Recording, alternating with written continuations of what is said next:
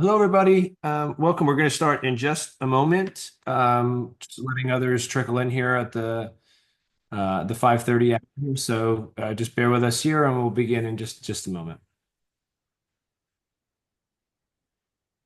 No problem.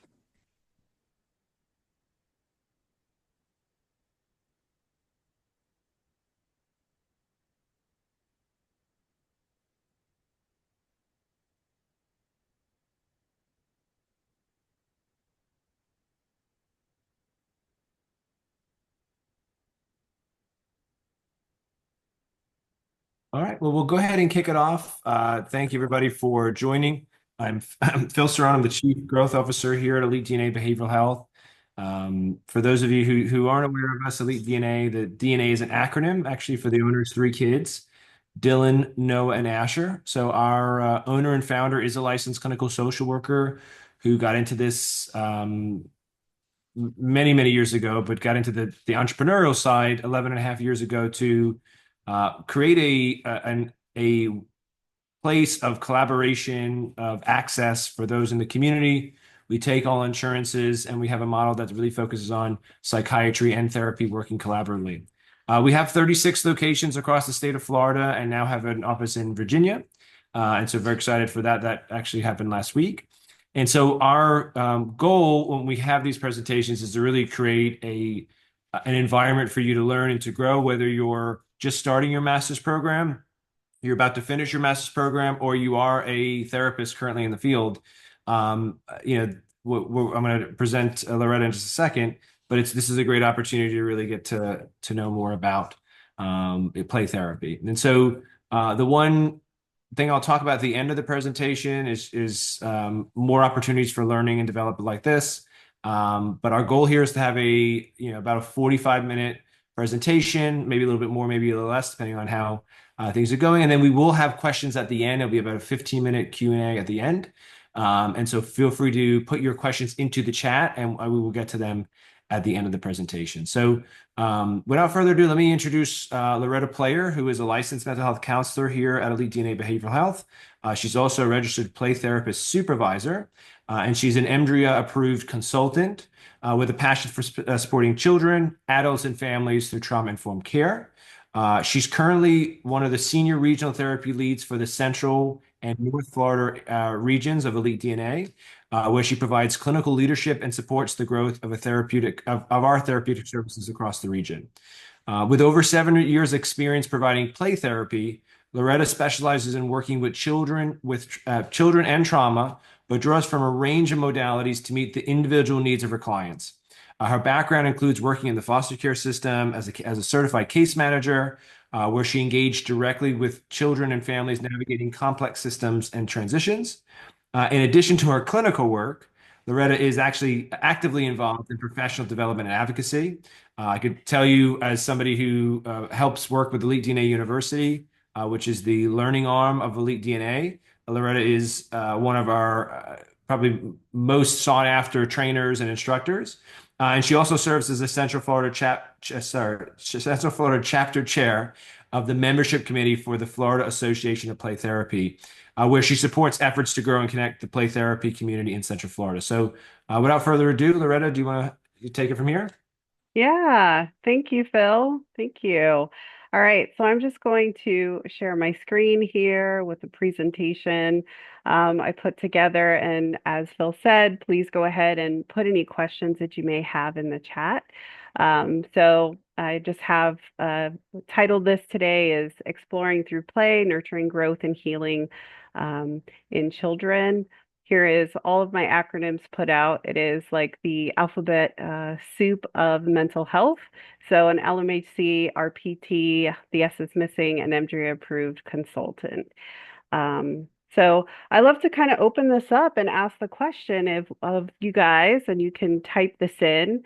What are some qualities that you feel like are important for a play therapist to have?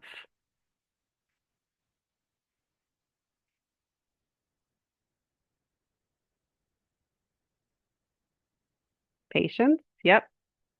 Be creative, spontaneous, and fun. Yep. Active imagination, expressive, respect. Absolutely. Absolutely. Yeah, these are all wonderful, discernment. Yep. Yep. Thank you guys for sharing those different qualities. So absolutely. Some of those really important qualities to have are to be objective and flexible. You really have to be able to pivot in session. Um, Clients, sometimes I will come in and I've got this whole prescribed intervention that I'm going to do, and then children come in and I have to completely pivot. So being objective, being flexible is really important. Not judging a situation or evaluating. So I know respectful and discernment came up in the chat, and those are very true, right? I try to come from a perspective that my child is my client and my primary client, and the parents are really the expert on that child. So I'm a huge collaborator with parents, and part of working with children is also working with their parents. So that's very important. Being open-minded, so being willing to understand their circumstances or even solutions that are beyond what I feel might be best. Being patient, I saw that come up first. Very important to allow the client an opportunity to develop that relationship with you and to be patient as that process unfolds. To have a high tolerance for ambiguity, which, in session, a lot of it is allowing your client to develop who they are right in front of you. So you really have to allow that process to occur. Being real and warm and caring. Those are very important um, qualities for your clients to feel accepted. You have to have a good sense of humor. I cannot tell you like how many times like different scenarios and situations come up in session, and I'm always laughing at myself for being open to whatever may come up. You as a clinician really have to be personally secure because children are the barometer, not the thermometer. So if you are having any type of biases or distracted at all, they will completely call you out on it. Kids are very intuitive, and you also have to be future minded as part of that. So thinking ahead and recognizing that the work you're doing today has a ripple effect to how they'll be able to function long term. Okay. So, some things that I like to also discuss about with play and the function of play. Play happens in all cultures. It is not something that has to be taught to children. Children inherently know how to play. Um, Play is really how children learn. That is their language. So, one of the references that I use quite a bit is Gary Landreth, and especially from that child-centered play therapy approach, that children have to really engage with their environment. So, one example I like to talk about is if you are in the car and you witness a car accident, and perhaps maybe you're just leaving from the grocery store and your child's in the back seat. You may get home and call your mom, sister, brother, uncle, best friend and say, "Hey, I saw this really terrible car accident. This is what happened. It was so terrible." And your child, meanwhile, will most likely pull out toys to reenact what they saw. So they're going to be using cars, they're going to be using dolls, any toys to reenact what they witnessed. So a lot of times play is their language and how they express themselves. That's why it's so powerful, right? Is to allow children to use that modality to be able to express feelings, emotions. Also, children that are under 10 and 11 have a very difficult time sitting down and talking about feelings or emotions. So, as a clinician, you have to be able to pivot, right? Here are some active rooms. Children are dynamic. So, allowing for that space within your office. Um, so They're going to play out scenarios. There's going to be a lot of movement involved. A therapist's responsibility is really to get to the child's level and to be able to teach some of those verbal skills. So I'll be touching on a few of those child therapy, child-centered play therapy skills. One, of course, is how to welcome, a child within a playroom. That's the first thing I do for every kiddo that comes in my office. Obviously, for older children and teens, it's probably not necessary, but I introduce myself. I say, my name is Loretta. This is my playroom. And in my playroom, you can play with most things in most ways that you want to.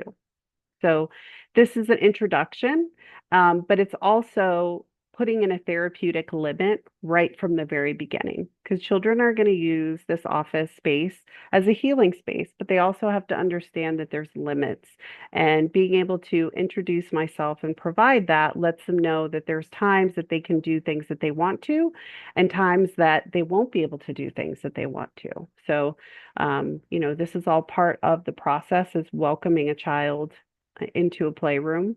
Of course, while providing therapy to a child, when you're with an adult, you can ask them, hey, tell me more about that. Whereas a child is just not going to give that to you. You're not going to be able to have that type of verbal communication with them. So, really being able to use things such as tracking or reflection of feeling and meaning with a child. And it works wonders when you have children that come in to your playroom and are very uncomfortable. Very infrequently do I have a child that doesn't want to stay in my space. And I have some photos that are later in the presentation so you can see how it's very inviting to a child, but parents may be very reluctant or a little reluctant at first, like, I don't know if I can leave them here with you. And of course, the comfort is like once kids walk into my space, it's pretty rare that they don't want to stay and play. So, yep. So teaching feelings and emotions straight out of the gate, right? So you're going to be teaching a child that not to project feelings and emotions, right, for ourselves. So that's why it's so important to recognize some of these key skills that you have as a play therapist, right? That you're going to be very ambiguous, right? You're going to allow your client to be able to identify feelings or their own emotions rather than projecting what you may or may want them to do. So, allowing them to choose their own toys. Their feelings are not accessible on that verbal level. So, using skills such as reflection of feeling and meaning.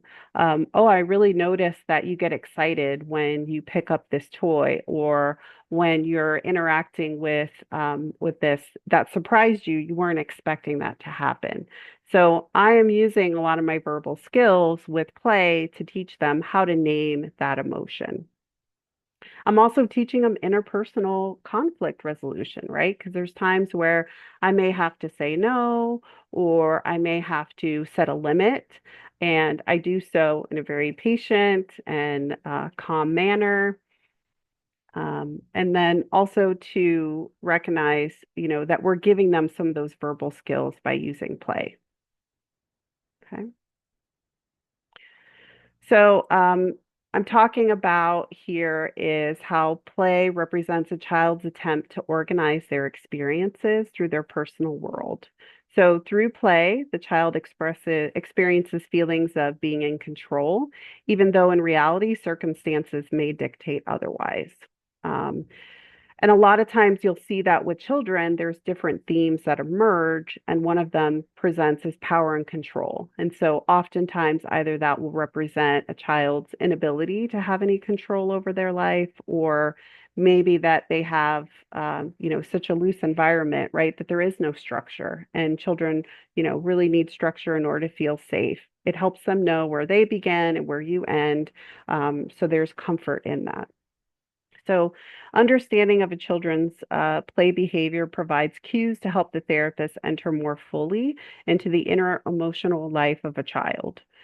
So, children use play to discuss what happened. They use play to express, past experiences and associated with feelings.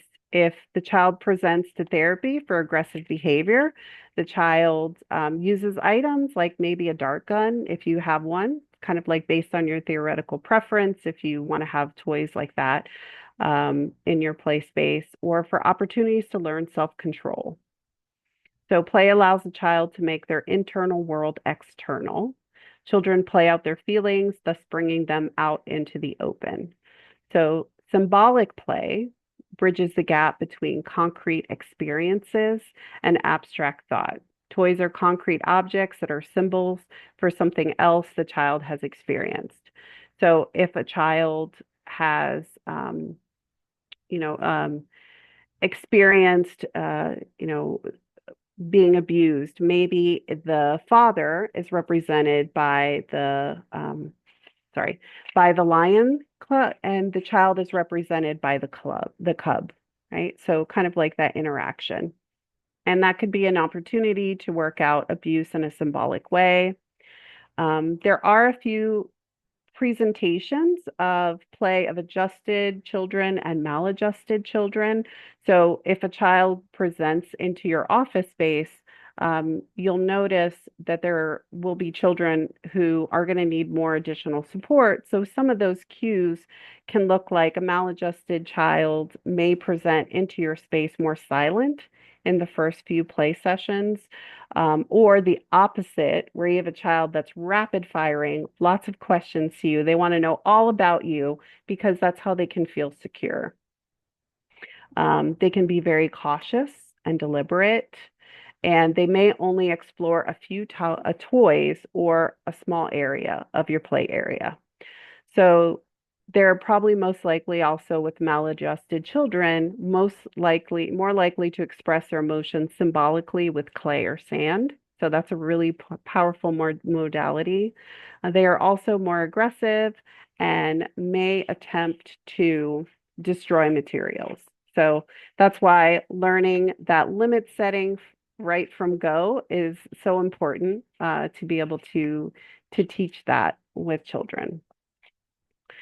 They can also express negative feelings with less focus and direction and intensity. So that's kind of like your cues to be able to tell as children are coming into your office space, some cues to say, is this child who's presenting with these cues maladjusted, so you have some awareness. That certainly helps when you're exploring treatment planning, how to work with the parents or the caregivers.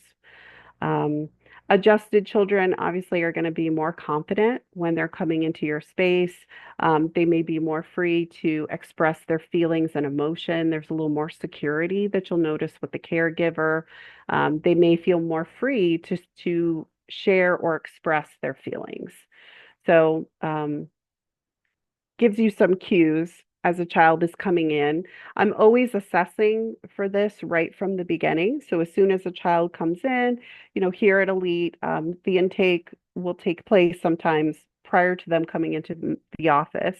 And during that evaluation is where I'm getting to know the parent, I'm getting to know the child. I'm also seeking information about some areas of opportunity, how to help with the treatment plan, and then I'm also assessing right away, like, where are they, in this, for this benefits of treatment. Okay.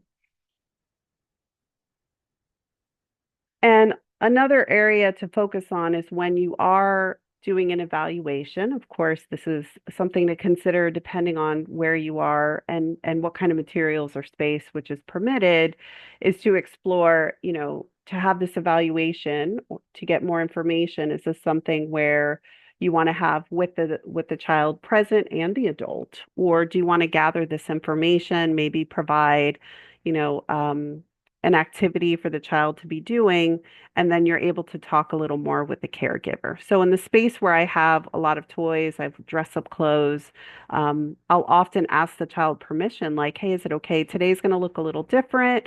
I'm going to be speaking more to mom, dad, grandma, grandpa, caregiver about you so I can learn more about you. And you have the freedom to kind of explore my space. And then I can work on gathering more information directly with the caregiver about what some concerns are. Sometimes, if you, of course, have the ability and you have things such as an office manager or, other clinicians that are comfortable with, helping with the child in the meantime, that way you can speak to the caregiver directly. All things to consider depending on office space and the purpose in your agency. Okay. Um, these are some of the modalities that you can infuse with play therapy. That's what part of it that I absolutely love is something that I lean into is cognitive behavior therapy. It's more structured, it's all of these modalities are things that you can work directly with the caregiver, which is something that I highly recommend. But solution focus, so maybe you're in a setting where you only have 6 to 8 sessions with your client. And so solution focus works very well. You identify a core problem or issue or concern and you address that directly. You're using things like the miracle question, which you guys probably, if you haven't heard of yet, it's a very common theoretical or intervention with solution focus. So if you woke up tomorrow and the this issue is no longer here, what would you notice? So you're really utilizing a lot of those how to fix the issue at hand, very short sessions, and then therapy is over. Expressive arts, which is also a modality that I use quite a bit, includes things like clay, paint. I'll use a lot of paper masks with my clients. You can use sand tray, which is also one of the modalities that I really enjoy using. So there's a lot of things with expressive arts. What I really love about expressive arts is you have the ability to tap into that right brain where feelings reside, and it doesn't require a lot of that left brain work. Like, I feel this way because, it's more organized. The right side of the brain just allows feelings to happen and unfold. So with expressive arts, there's a beauty of just that freedom of being able to express feelings and emotions, and it feels good. Another modality that I use quite a bit is called EMDR, which is eye movement desensitization and reprocessing. I infuse this with play therapy. So, EMDR is based on an 8 phase protocol using, you know, I do this in a very playful way where I'm addressing trauma, and it includes lots of different interventions as well as expressive arts. So, if during your journey you feel that EMDR is something that really speaks to you, it works very quickly. I kind of call it therapy on steroids. And to be able to include it with play, there's a lot of dynamic movement that occurs, infusing things like bilateral stimulation. Of course, again, I'm always including caregivers within this process. Dialectic behavior therapy is absolutely something that you can use with play therapy as well. Narrative play therapy, you can include that by writing stories. You can have pictures. They can create comic books to represent whatever they're going through.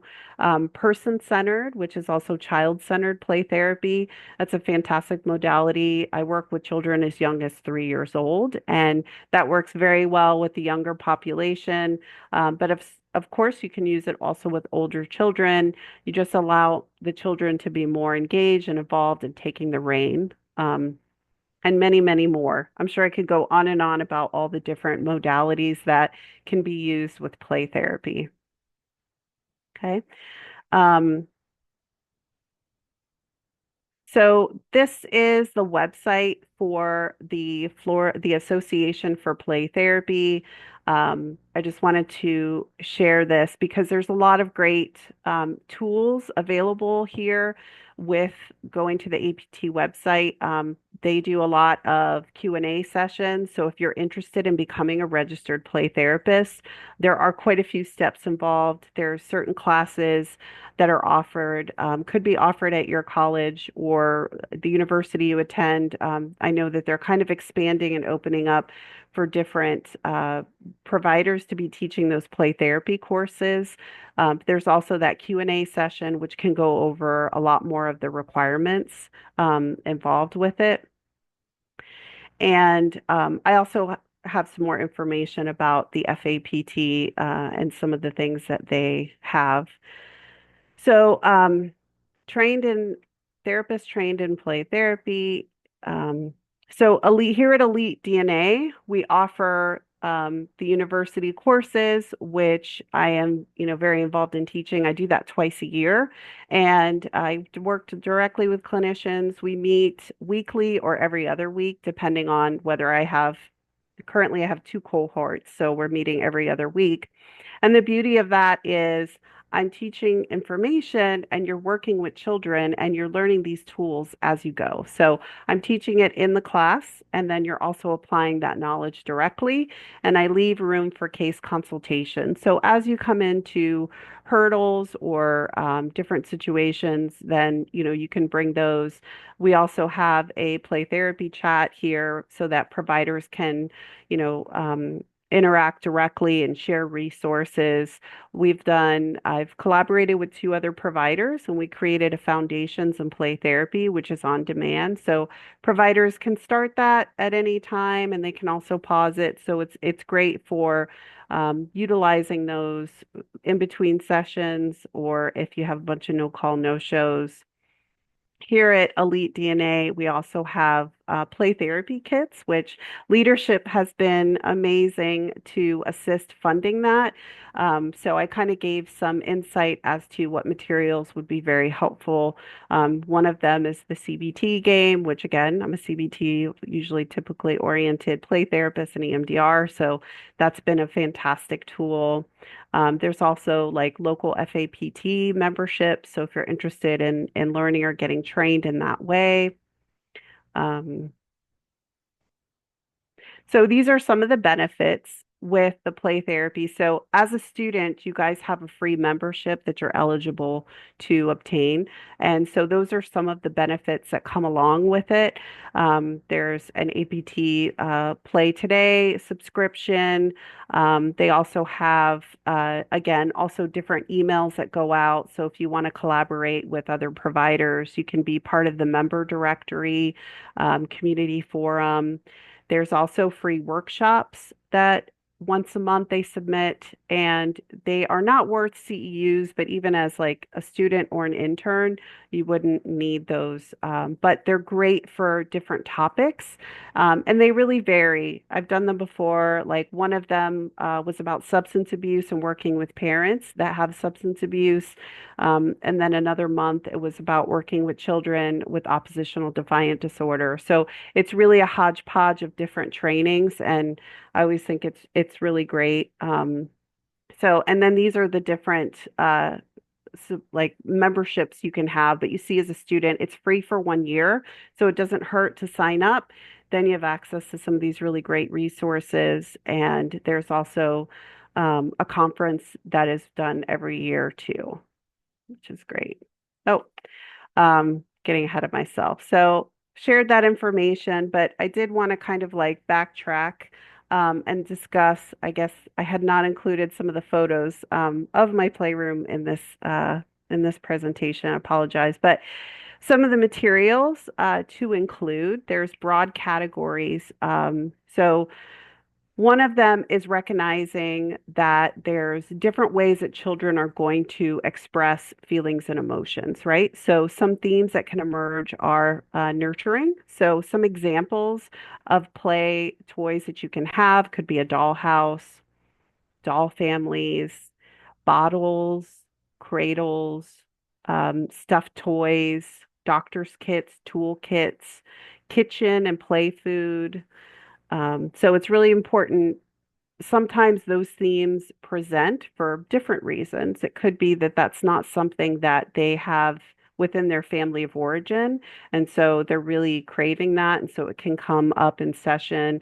Maybe you have a child that already is very like nurtured, right? And so they're expressing that. So whenever I see a theme, I don't immediately respond or jump on it. But I recognize that there's different reasons why those might present. So one is nurturing. The next one would be scary or um, aggressive, right? Or scary. So it can be things like snakes, insects, sharks, dragons.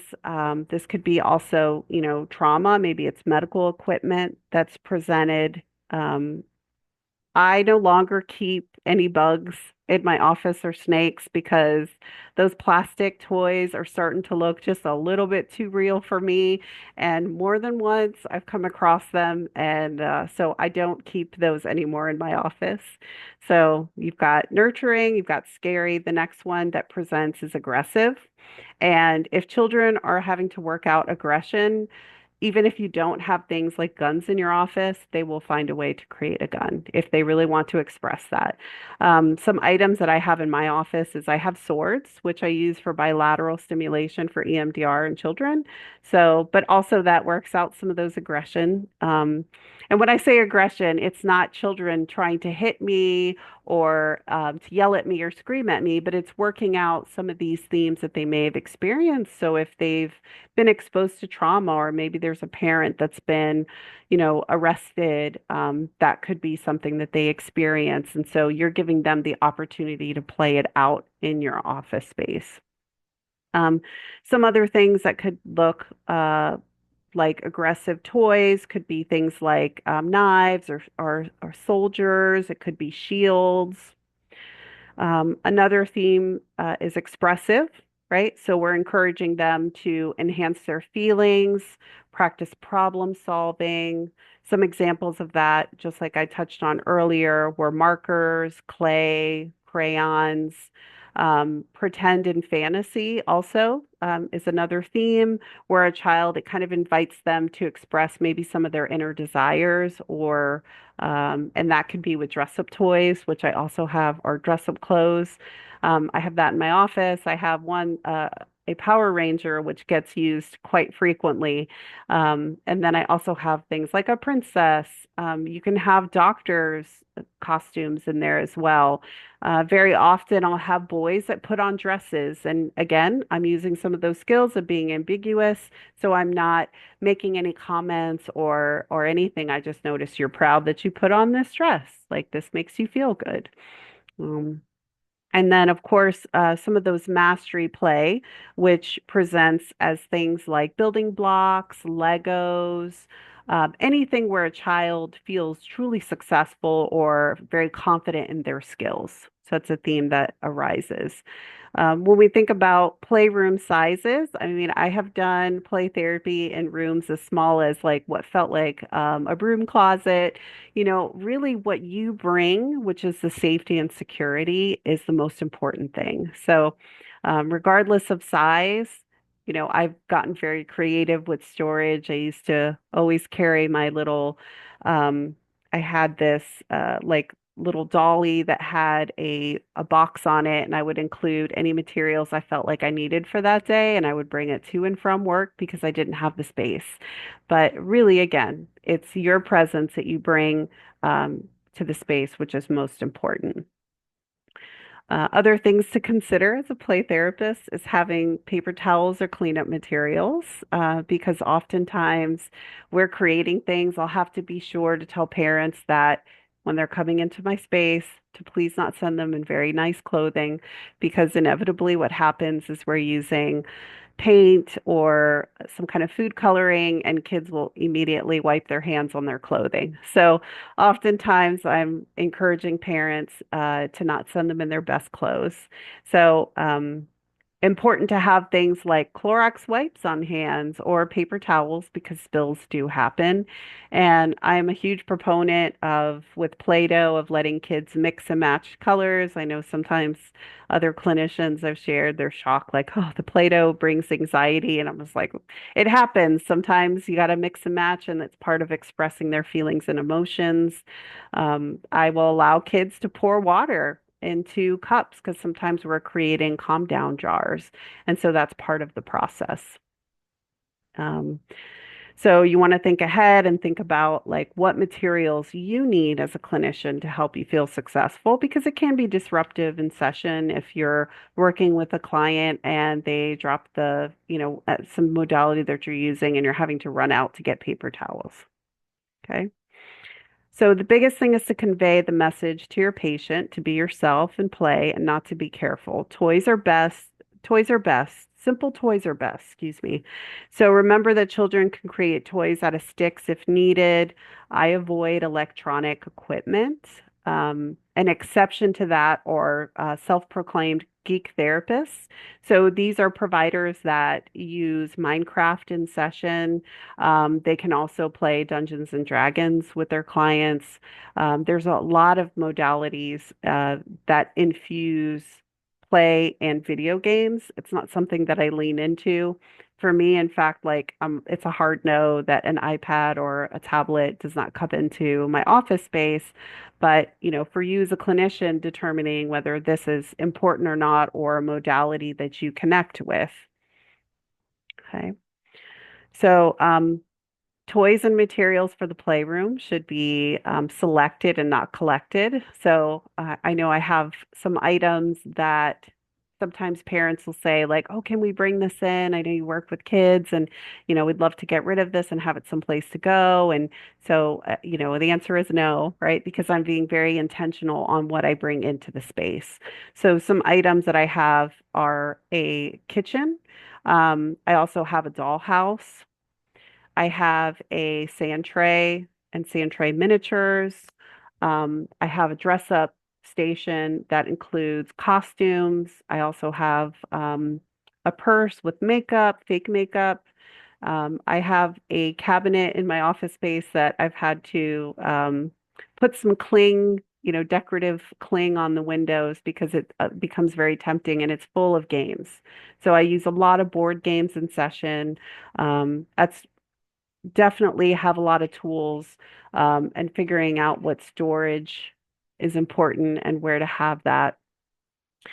Um, I did want to talk a little more regarding some of the themes in play. So I kind of talked about, you know, some of those different areas, how different toys could present with nurturing as well as, expressive, but talking about some themes in the playroom. And the reason I bring this up is because it gives you some insight when you're working with your client on things to look for.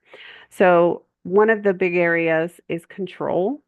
So this may manifest as a child who needs to express being in charge or manipulate a situation. So you'll kind of feel this intensity or this purposeful need to be in control. So they're directing you in session. They need to either be destroying structures or controlling the narrative of the play therapy sessions. So that's how it presents with control. And one thing to say about these themes is it's important to note when you're doing your therapy notes. So at the end of the session, you're able to say like why these are so important, right? The work that we do is to be able to document what some of these themes present as, okay? Another one is chaos, which again is one of those things that you'll notice for play and maladaptive children. They are the kids that will dump every single item into your sand tray box. They are also the kids that create huge messes. And maybe that's if you're leaning toward thinking about being strictly child-centered, you're going to allow that to happen, right, in your space.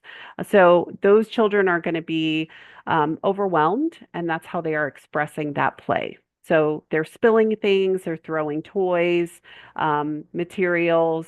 Those are children where you'll have to decide whether that's your theoretical orientation to lean into putting limit setting.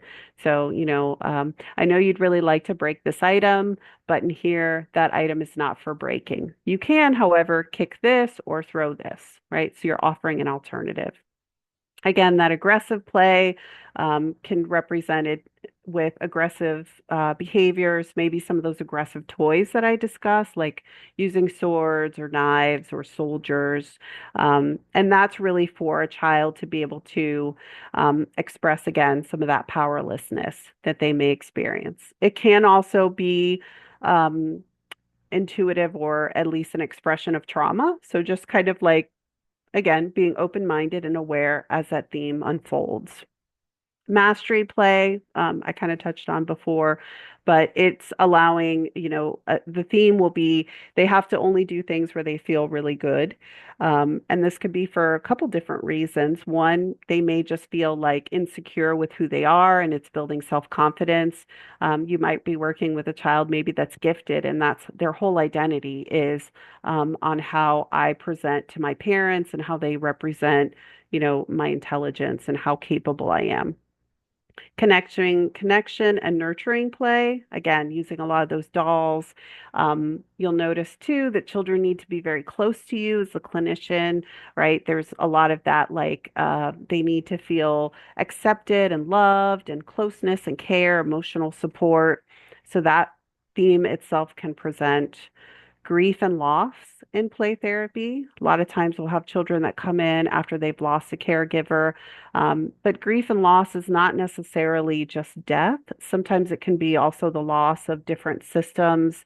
Maybe they're switching schools, right? Or, an important friend has moved away. So there's different reasons that could present. And again, that type of play is just reenacting that loss. So it could be through the dollhouse, it could be through sand tray. Um, Safety and security is another theme that emerges. And you'll notice that they have a need to protect or to provide stability. So this might be building resources or seeking rescue. This can present kind of as, their representation of how they might feel unsafe or insecure. So, safety and security. And then the next one, which is protection. So, you'll see this play out as maybe superheroes or warriors. They might be actively building things. In order to create safety and security. Okay. Try to be mindful here of time. Um, when I'm working with parents and caregivers, I like to structure sessions. So, talking about first, one individual session. So, let's say the intake has happened, you've completed the evaluation, so now you've completed a treatment plan, you've included the caregiver, you've included a child, and now you're actively working with your client. So one thing that I always do is I take the first 5 to 10 minutes and I'll do a check-in with a parent. And that's really important because I need to know, one, are the interventions that I'm teaching each of my clients, or maybe even working with parent training, is that working? Are they doing the things that they need to? And then also to gain feedback. So maybe again, I have something planned. I think I'm going to work on something, and then they present to therapy, and I'm going to have to pivot. So that's one thing to be mindful of. Going to stop sharing my screen as I'm continuing to talk here because the PowerPoint didn't have any more new slides. Okay, so 5 to 10 minutes, I'm checking in with parent or caregiver. Important to set limits and boundaries with that because sometimes parents can absorb the whole session. The next 35 to 45 minutes or 35 to 40 is whatever intervention I have planned. So whether it's playing a game or it's child-centered, I'm allowing them to explore that part of the session. The next 5 to 10 minutes can be a warning. So we have 5 minutes left. It's now time for cleanup so that the client is able to, I'm looking at extending the window of tolerance so that they know, hey, we're transitioning into the end of the session. And then the last 10 minutes are left over, for cleanup. If because I'm CBT oriented, I may assign homework. So maybe I've taught them a skill like we're going to use mindfulness, we're going to use, how to regulate, we're going to talk about calm down areas to benefit. So those last few minutes are used to be able to share with the parents and caregivers some of that homework to catch up with. So it's very important that you're including parents and caregivers as part of that treatment plan and collaboration. You get 1 hour with that kiddo, and mom and dad, caregiver, have the rest of the week. So you're really looking to partner with them in order to heal your child. All right. So I know I have roughly 15 minutes left for Q&A. I want to be mindful and allow that time. So, So first and foremost, thank you, Loretta. And we're going to open it up now to Q&A. So I encourage you to put your question into the chat so we can get to any questions that you have. In the meantime, as I'm waiting, we're waiting for you all to put questions in. Again, I want to thank Loretta for her presentation. One of I think the best things about working at Elite DNA is being able to be around fantastic colleagues, clinicians, mentors, supervisors like Loretta.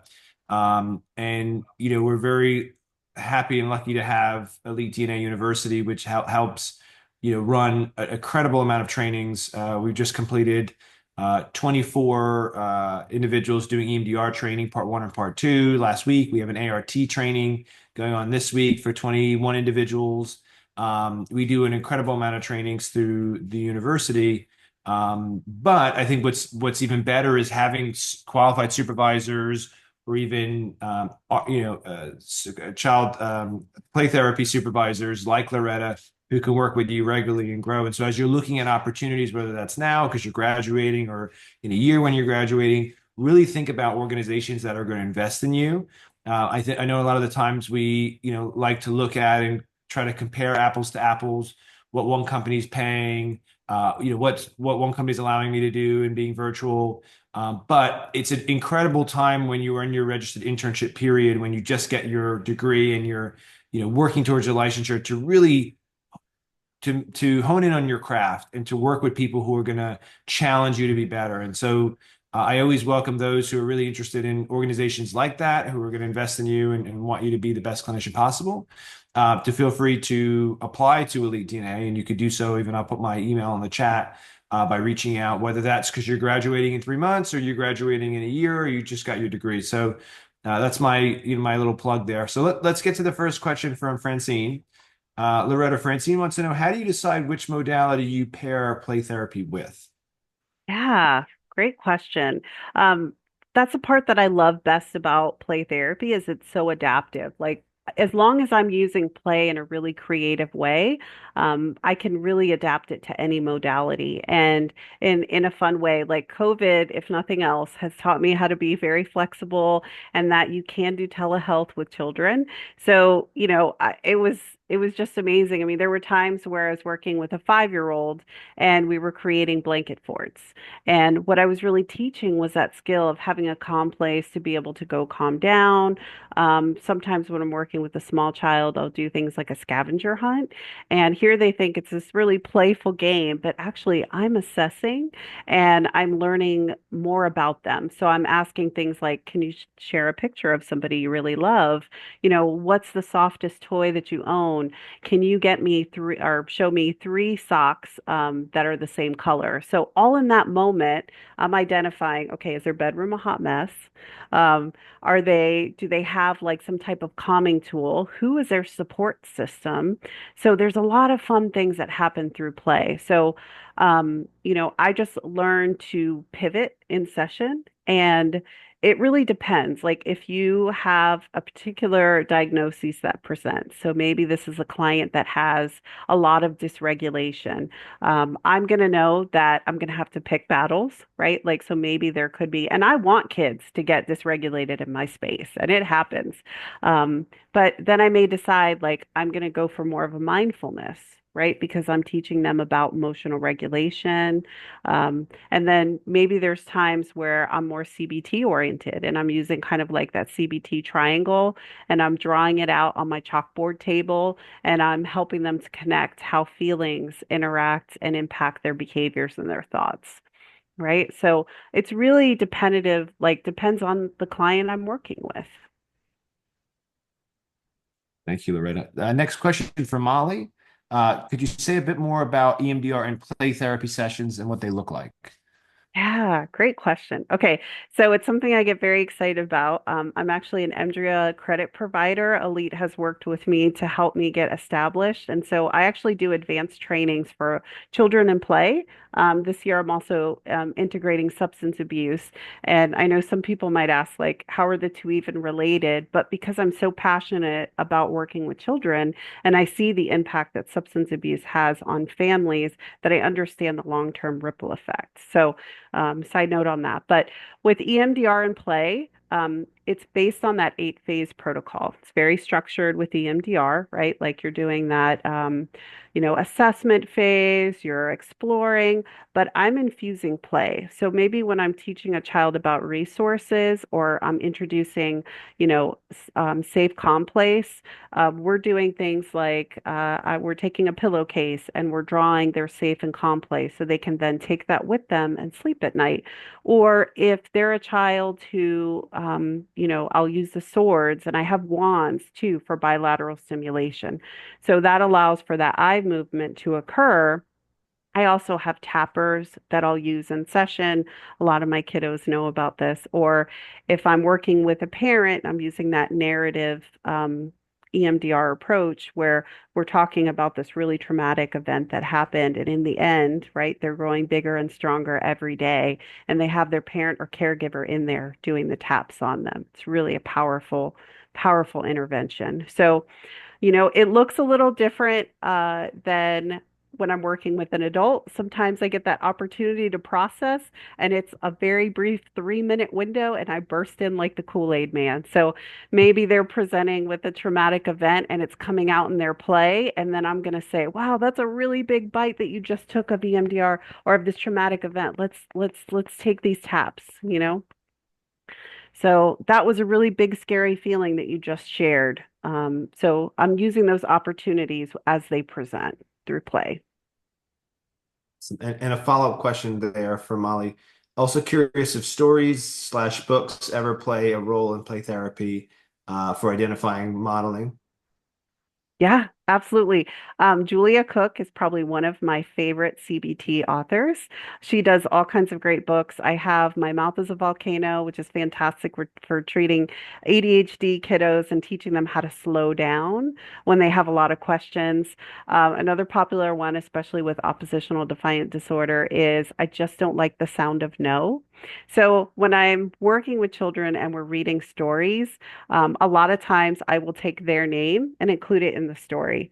And most kids, even when they can't read, they can read their name. So they know it's not in there, but it's just like this extra excitement where the kiddo's like, okay, I'm more open to listening. So a lot of times I'll do a story and then I'll follow it up with an expressive art activity. So for example, I will, if I'm doing grief, and the name of the book just left my brain, but it's one about a grief and loss is a very popular one. But at the end, I'll do a bead activity where it's a bracelet or a necklace. And each one of the beads is going to represent a memory or a feeling associated with that person they lost. So then it's a tangible item that they can keep on them, that they can wear, they can hold. So a lot of times I infuse books with expressive arts. But great question. Any more questions from Francine? Any advice for those starting out who has hesitation? Sorry, it's later in the day here about working with children. That's a great question. Yeah, it's a really good question. I think it's just one of those things, it being in school and in supervision is such a beautiful way of being able to try different modalities and populations under close guidance, right? So it's like if you are unsure, it's like just try it, right? Like there is no better time to learn than when you are under the supervision of a clinician. I know here at Elite DNA, it's wonderful. You can open your door and there's tons of other clinicians available. You can even reach out on chat and ask, hey, I have this client, I really struggled this area. We have the child play therapy chat where there's so many wonderful resources that are shared.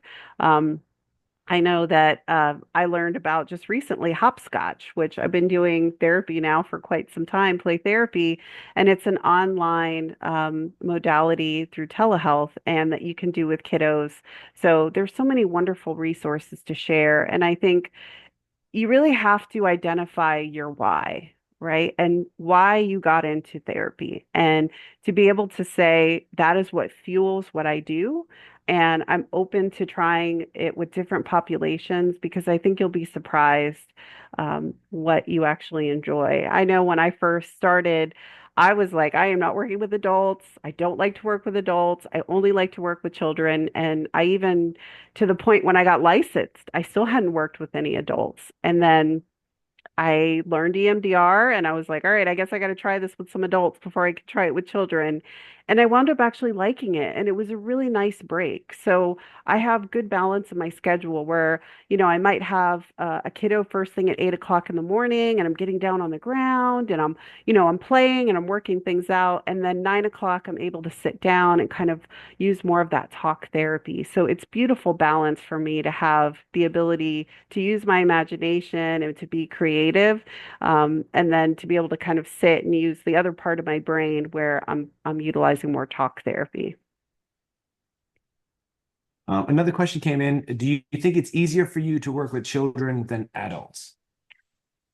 Um, I think for me, it can be, just because I'm more playful and I'm more dynamic. I get really bored kind of sitting down in one spot. So it's exciting when I can kind of move around and, I can be creative and think about like new ways of integrating some of these creative modalities to meet the needs of my clients. And then last question we have here for today is, do you recommend using play therapy with adults who have developmental disabilities? Absolutely. Absolutely. You want to look at meeting your client where they are. And so a client that has a developmental disability, like you have to recognize like how they're presenting as their physical presentation is going to be very different than their developmental presentation. So being able to use things like games or toys, to meet them exactly where they are, then they feel more comfortable and there can be a really natural progression that occurs. Also, depending, autism spectrum disorder is something else I'm very passionate about working with. And if you've met one child on the spectrum, you've met one child on the spectrum. They're all dynamic and different. And just like with developmental delays, I really have to meet them where they are. And that's across the boards, adults, children, whoever it is. Great question. Well, I again want to thank everybody for attending. I want to thank Loretta for a phenomenal presentation. I want to thank Christina for hosting on the Elite DNA University side. If there's any further questions that come up after the fact, I did provide my email address, and I'm happy to correspond with Loretta and get answers for you. But again, appreciate everyone's time and investment in this afternoon, and yourself and your development as a therapist. So thank you so much for investing in you, and have a great rest of your afternoon. Thank you. Thanks, Loretta. Take care. Thank you. You're welcome. Thank Thanks.